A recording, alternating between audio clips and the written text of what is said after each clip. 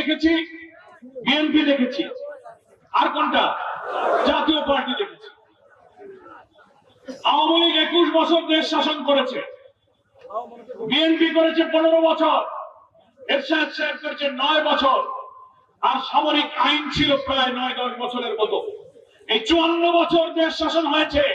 আপনারা কি বলতে পারবেন যে এমন কোন শাসন ওই তিনটা দলের যাদের নাম বললাম, এমন কোন সরকার, এমন কোন দল, এমন কোন মন্ত্রী নেতার আমল কি ছিল যারা দুর্নীতি করে নাই?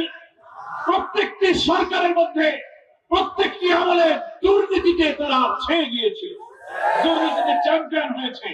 সব সরকারের আমলে মন্ত্রী এমপিরা দুর্নীতি করেছে, চেয়ারম্যানরা দুর্নীতি করেছে, কিন্তু একটা দল বাকি আছে, সেটা হচ্ছে বাংলাদেশ জামাত ইসলামী।